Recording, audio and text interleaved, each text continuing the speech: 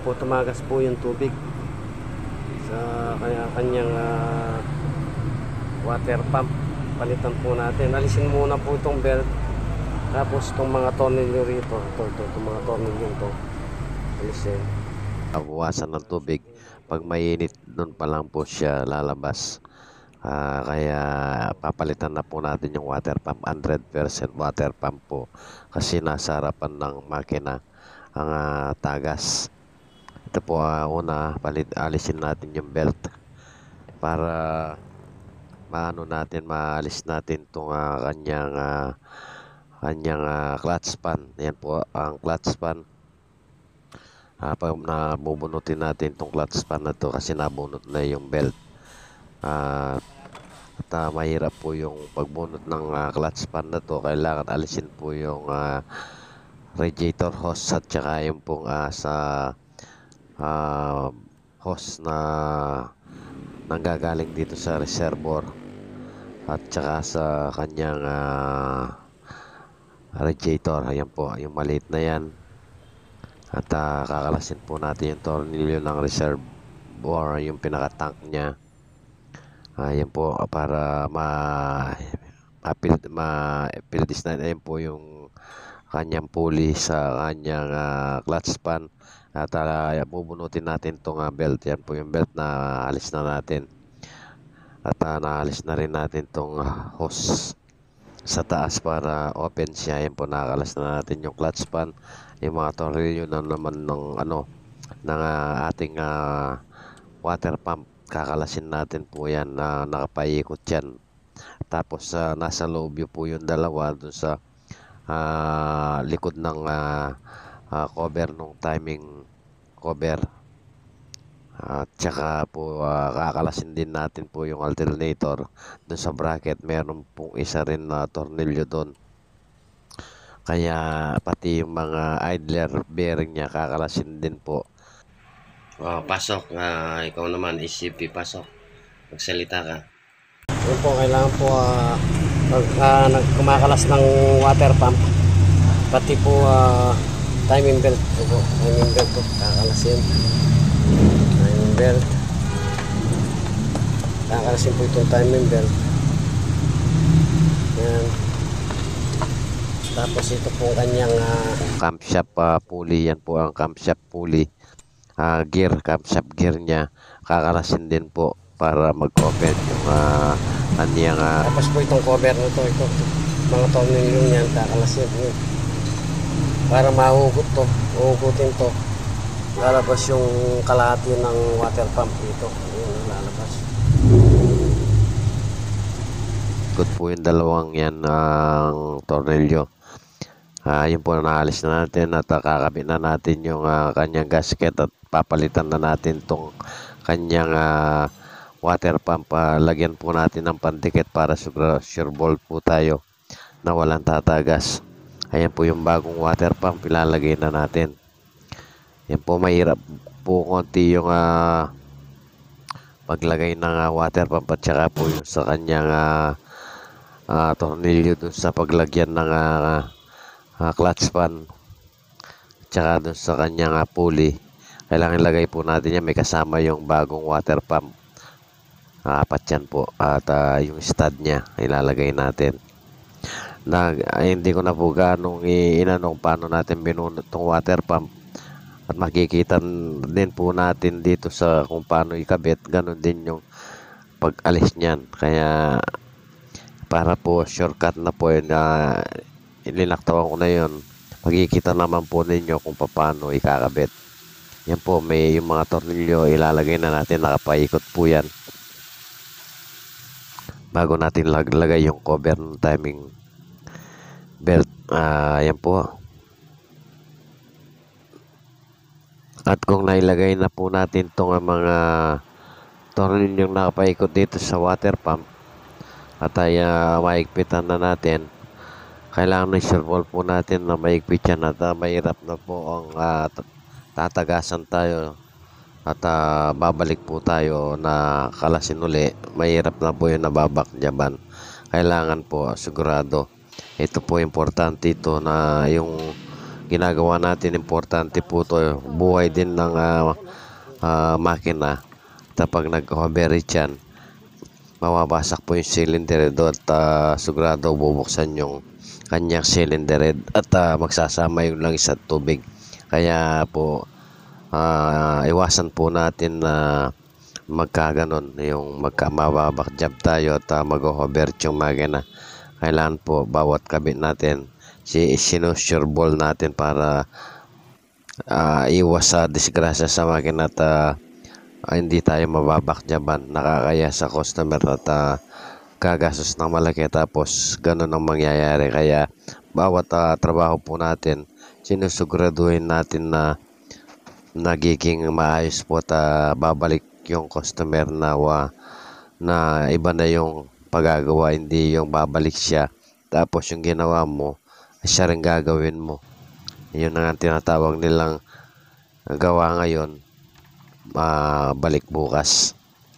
Yun pong iniiwasan natin. Kaya kailangan sinusureball natin yung bawat galaw natin, bawat kabit natin ng mga tornilyo at mga kinakabit natin, kailangan nasa ayos din lahat.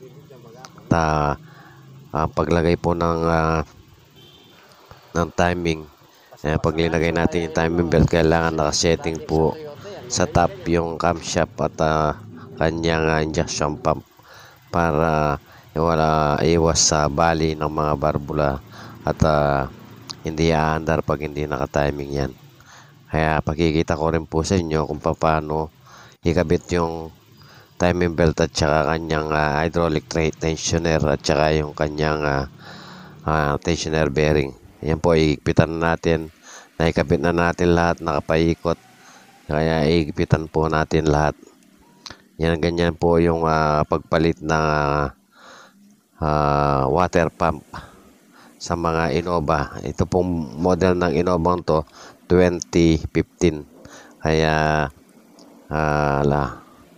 yan po at sinusureball natin kung naipitan na lahat at ilinagay natin yung half moon ng sigunyal ng camshaft at kanyang granahe at ang kanyang tornilyo. Yan po, pag ginagawa yung water pump ng Innova, kailangan tanggalin lahat, pati camshaft gear, tapos timing belt, timing cover, time side cover. Alam po ay presto yung hydraulic tensioner. Ano po dito, susunod yan. Tapos totonin nyo natin bearing. Pag nakikabit na natin yan, diretso na yung timing belt na ikakabit natin. At kailangan nasa posisyon lahat yung timing para siguradong aandar yung makina niya. Ayan po. Sigurado yun po yung ikpit ng bolt na sakto-sakto lang po, baka malos thread. Aluminum lang po yung kanyang pinagkakapitan. Ayan po yung bearing. Pagka lagay ng timing belt at bearing, tensioner bearing, ayan po, ikpitan natin yung kanyang tensioner bearing. Pasensya na po kayo, sinisipon po ako. Kaya ganyan po yung boses ko. At importante po na ibabahagi ko yung aking konting kaalaman sa inyo at na-explain ko po ng kahit papano. Na-explain ko po. Ayun po, bubunutin na natin itong linagay nating sinuot nating stopper. Yan po, para umadjust na yung, ayun po yung timing. Yan po ang timing ng kanyang camshaft. Ito po yung timing isa sa ilalim. Ayan po, sakto-sakto siya. At binalik po natin yung timing belt niya. Ayan po, isasarado na natin. Yan po ang timing cover dito sa labas. Yan po, nakapaikot yung tornilyo niyan. 6 po yung tornilyo. Pasensya na po. Shoutout po sa mga nanonood lagi sa mga video ko. Nagpapasalamat po ako sa inyo. Kung hindi sa inyo, hindi dahil sa inyo, walang manonood sa video ko. Kaya maraming salamat po.